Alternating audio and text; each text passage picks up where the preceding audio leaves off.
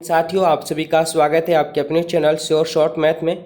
आज हम लोग देखने वाले हैं बिहार बोर्ड 2026 के लिए 10 क्लास के विद्यार्थियों के लिए मैथ का मोस्ट इंपॉर्टेंट ऑब्जेक्टिव क्वेश्चन जो आपको सीधा और सीधा एग्जाम में देखने को मिलेंगे।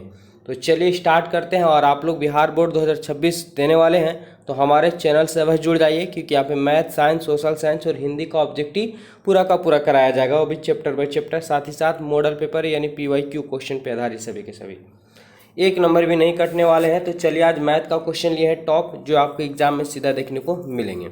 कॉपी कलम साथ में रखेंगे, आंसर फटाफट से करेंगे और हम यहाँ पे सोल्व कर करके भी बताते हैं आप लोग को।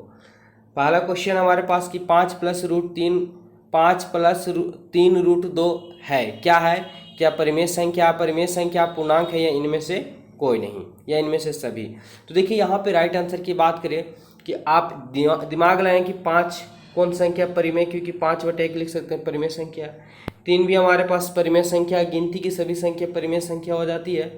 और यहाँ पे दिया √2, रूट है लेकिन रूट का वर्गमूल पूरा पूरी नहीं निकलता है। तो जब भी परिमेय के साथ अपरिमेय मिलता है तो यह अपरिमेय बन जाता है। जैसे आप सिंपल सी भाषा में समझें कि ढेर सारा दूध है और उसमें थोड़ा सा जहर मिला देने से पूरा दूध क्या बन जाता है? जहर बन जाता है। तो परिमेय में अपरिमेय मिल जाने से अपरिमेय बन जाता है और यह एक अपरिमेय संख्या। अगर ऑप्शन आप लोग क्या बताएं? बी बताएं तो बिल्कुल सही बताएं। चलते हैं अगले सवाल की ओर। बहुत ही आसानी से क्लियर होगा सभी के सभी। सवाल हमारे पास निम्नलिखित में अभाज्य है। अभाज्य, भाज्य मतलब होता है टूटना, आ मतलब नहीं, यानी जिसका कोई खंड नहीं किया जा सकता हो। जैसे सत्य और असत्य, असत्य है, ठीक है, तो आ का अर्थ वहाँ पे न होता। इसी वजह से भाज्य मतलब टूटना और अभाज्य मतलब जिसका कोई गुणनखंड नहीं किया जा सकता हो। तो 28 का 14 दूना 28 कट जाएगा, 13 या 69 ये भी कट जाएगा, 9 7 63 ये भी कट जाएगा, लेकिन 71 का कोई गुणनखंड नहीं होता है और यही इसका राइट आंसर हो जाएगा अभाज्य। ऑप्शन सी यहाँ पे करेक्ट आंसर। अगर सी बताया तो बिल्कुल सही। फ्रेंड्स, अभी तक हमारे चैनल से नहीं जुड़े तो आप लोग जुड़ जाइए और एवरीडे शाम को 7 बजे क्लासेस पे देखने को मिलेगा। निम्नलिखित में कौन अपरिमेय नहीं है? सवाल को पहले ध्यान समझेंगे। निम्नलिखित में कौन अपरिमेय नहीं है? कहने का मतलब कि अगर अपरिमेय नहीं है तो कन्फर्म कि वो परिमेय ही होगा। अच्छा, √7 क्या है? तो √7 एक क्या है? अपरिमेय है। हमसे पूछा कि अपरिमेय नहीं है तो ये तो है, ये हमारे पास गलत हो जाएगा।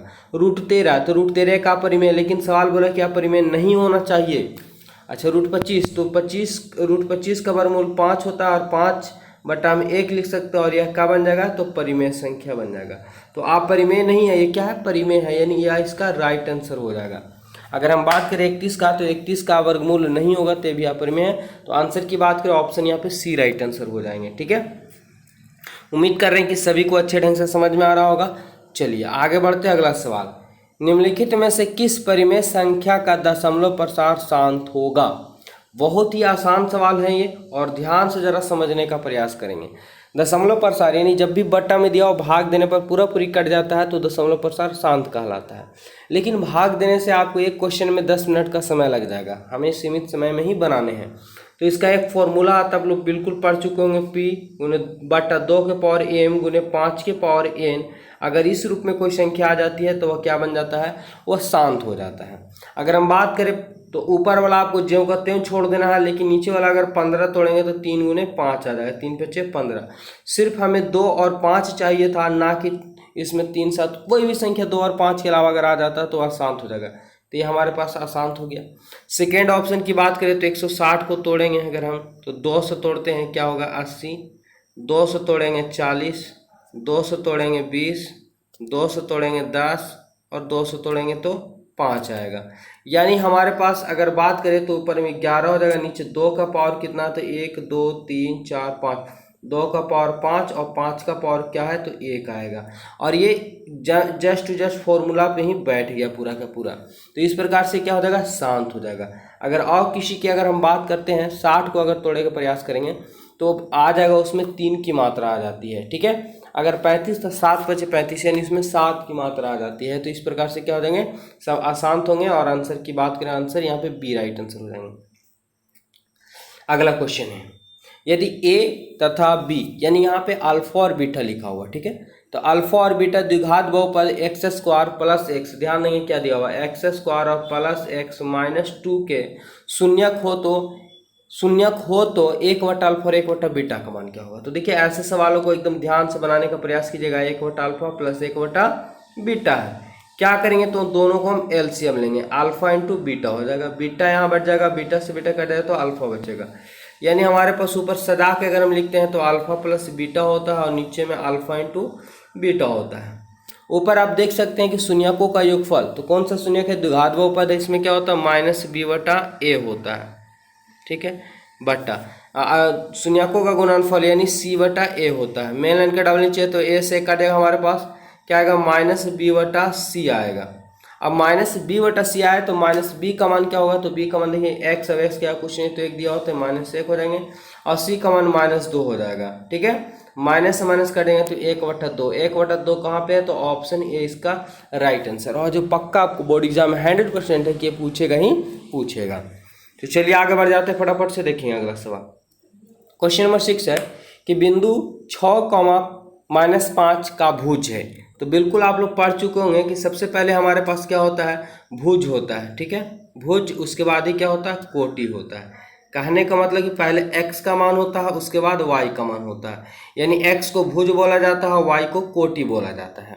तो आप देखें यहाँ पे भुज पूछा है, भुज आगे होता है, यानी आगे जो मान हमारे पास 6 है ये क्या हो जाएगा, भुज हो जाएगा।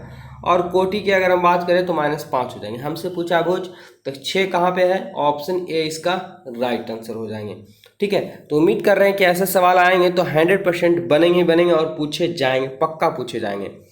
बिल्कुल हमारे चैनल से जुड़ जाइए, घबराए नहीं, रेगुलर क्लास चलेगा आप लोग के बीच में। बिंदु हमारे पास दिया 2,3 स्थित है। तो देखिए इसके लिए आपको कोऑर्डिनेट बनाने की जरूरत है, ध्यान समझेंगे क्या करना होता है ऐसे सवालों को। बस ये हमारे पास क्या हो जाएगा, एक्स अक्ष, ये वाई अक्ष, ये हमारे पास एक्स डेक्स और ये हो गया वाई डेक्स। ध्यान समझेंगे, अभी हम बता रहे थे कि पहले एक्स का मान लिखेंगे उसके बाद वाई का मान लिखा जाता है। तो यहाँ पे हमारे पास एक्स जो होता है वो प्लस में है और वाई बिना डेक्स का है तो प्लस में है। सेकेंड में अगर हम बात करें तो एक्स डेक्स पहले नजर आ रहा होगा इधर से, तो ये माइनस में हो जाएगा और वाई बिना डेक्स में तो ये प्लस में हो जाएंगे। और थर्ड की बात करें हम तो एक्स डेक्स है, वाई डेक्स है, यानी माइनस में इधर से भी और माइनस में इधर से भी। अगर फोर्थ कोऑर्डिनेट में बात करें, ठीक है, फोर्थ कोऑर्डिनेट में अगर हम बात करें तो इसमें एक्स प्लस में नजर आएंगे और वाई जो है डेक्स में है तो इसलिए माइनस में हो जाएंगे। कहने का मतलब है कि अगर दोनों प्लस में है तो प्रथम में होंगे, तो यहाँ पे 2 और 3 है, दोनों प्लस में है, दोनों प्लस है तो फर्स्ट में आएंगे। अगर बात करें कि हमें अंक से लेना नहीं, हमें चिन्ह से लेना देना रहता है, अगर -1 रहता पहले और बाद में प्लस तो सेकेंड में आता, दोनों माइनस रहे तो थर्ड में आएंगे, ठीक है। तो इस प्रकार से आप समझ गए होंगे और बिल्कुल यहाँ से 1 नंबर आपका कंप्लीट हो गया। अगला सवाल, समीकरण x बराबर a और y बराबर b हो तो ध्यान देंगे x - y बराबर 2 दिया होगा। क्या x - y बराबर 2, कहने का मतलब हुआ हमारे पास कि x की जगह पे a है और y की जगह b है तो a - b बराबर 2 हो जाएगा। अच्छा, फिर हमारे पास x + y बराबर 4 दिया हुआ है, यानी हमारे पास a और प्लस b का b, y की जगह b बैठा देंगे बराबर में 4। देखिए अगर हम काटते हैं तो b से b कट जाएगा, ठीक है, और a हमारे पास 2a हो जाएगा, 4 और 2 6 हो जाएंगे, 2 तिहाई 6 हो जाएगा। a का मान हमारे पास क्या हो गया, तो 3 हो गया।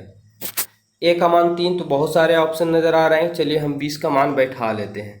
अगर हम जानते हैं कि सेकेंड समीकरण a + b बराबर 4 दिया हुआ है, a के स्थान पे 3 बैठाएंगे प्लस b का b बराबर 4 का 4, b निकालेंगे अगर हम तो 4 का 4 प्लस में 3 इधर गया तो माइनस में 3 और 4 में से 3 जाएगा तो 1 हो जाएंगे।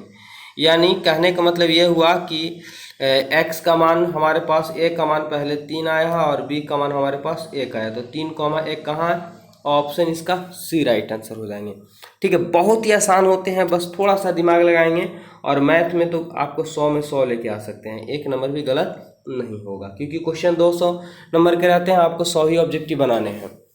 समीकरण हमारे पास x² + 2x + 4 बराबर 0 मूलों की प्रकृति होगी। देखिए मूलों का प्रकृति, इसमें 3 कंडीशन होते हैं। अगर d का मान निकालने पर 0 आता है तो मूल वास्तविक और समान होते हैं। अगर d का मान कोई प्लस में आ जाता है तो वास्तविक और असमान होते हैं। अगर कोई माइनस में आ जाता है तो अवास्तविक यानी कोई वास्तविक नहीं है। यहाँ पे a का मान कुछ नहीं तो 1 है, b का मान आप देख रहे होंगे कि 2 है यानी x का गुणांक, और c बराबर क्या है, अचर पद यानी 4। डी बराबर क्या होता है हमारे पास, तो कहेंगे b² - 4ac होता है, अच्छा ठीक है। अब देखेंगे यहाँ पे क्या होंगे। अब अगर यहाँ पे हम मान निकालते हैं तो देखेंगे क्या होने वाला है, बी के स्थान पे 2 है तो 2 का स्क्वायर कर देंगे -4, ए के स्थान पे 1 और सी के स्थान पे 4, यानी 2 का स्क्वायर 4 और 4 चौका 16, 16 में से 4 जाएगा तो माइनस में 12 बचेंगे, और ये माइनस में आ गया इसलिए अब अवास्तविक नहीं होंगे, यानी अवास्तविक होगा। ऑप्शन की बात करें तो ऑप्शन यहाँ पे क्या होंगे, सी राइट आंसर हो जाएंगे। अगर वही प्लस में 12 आता तो वास्तविक और असमान हो जाते हैं। क्वेश्चन नंबर 10 है, क्या कह रहा है क्वेश्चन हमारे पास कि बिंदुओं जो है 4, -1 और 2, 3 के बीच की दूरी। बिल्कुल आप दूरी सूत्र बिल्कुल पढ़ चुके होंगे, तो दूरी सूत्र बराबर आपका एक ही फॉर्मूला होता है। क्या होता है जरा बताएं कमेंट करके फटाफट से। x1 - x2 का होल स्क्वायर और प्लस y1 - y2 का होल स्क्वायर। आप देखें यहाँ पे क्या होने वाला है हमारे पास कि x1 का मान हमारे पास 4 है, माइनस का चिन्ह, x2 का मान हमारे पास 2 है, होल स्क्वायर देंगे, y1 का मान हमारे पास -1 है, माइनस फॉर्मूला से y2 की जगह पे 3 है। अब क्या होने वाला है, तो 4 में से 2 जाएगा तो यानी 2 का स्क्वायर हो जाएंगे, और -3 और -1 यानी -4 का होल स्क्वायर। अब यहाँ पे 2 का स्क्वायर करेंगे तो 4 जाएगा, 4 का स्क्वायर करेंगे तो 16 माइनस का स्क्वायर प्लस हो जाएगा, 16 4 क्या हो जाएगा 20 हो जाएगा। अगर हम 20 की तोड़ने की बात करें अगर हम, तो देखेंगे 20 को अगर हम तोड़ते हैं तो 200 तोड़ेंगे तो 10 आएगा, 200 तोड़ेंगे तो 5 आएगा, यानी 2 का जोड़ा लग गया इसलिए रूट से बाहर हो जाएंगे, और 5 का जोड़ा ना लगा इसलिए रूट में ही रह जाएगा। 2√5, 2√5 क्या है, तो ऑप्शन इसका डी नज़र आ रहा होगा, जो इसका बिल्कुल करेक्ट आंसर हो जाएंगे। ठीक है, तो उम्मीद करते हैं कि 10 क्वेश्चन आपको वेरी वेरी इंपॉर्टेंट है और यहाँ से क्वेश्चन आपको देखने को मिलेंगे। ऐसे आपको रेगुलर जो है 10-10 क्वेश्चन करके सीरीज लेके आएंगे, और लास्ट में आप लोगों का मैराथन क्लास चलाएंगे तो पूरा का पूरा 100% ऑब्जेक्टिव क्लियर होने वाला है। तो अभी तक हमारे चैनल से नहीं जुड़े तो अवश्य जुड़ जाएं। मिलते हैं नेक्स्ट वीडियो में, तब तक के लिए सभी को जय हिंद। एक क्वेश्चन ये देखिए नजर आ रहा होगा आप लोग का, कमेंट करके बताएंगे इसका 11 नंबर क्वेश्चन का आंसर। ठीक है, धन्यवाद।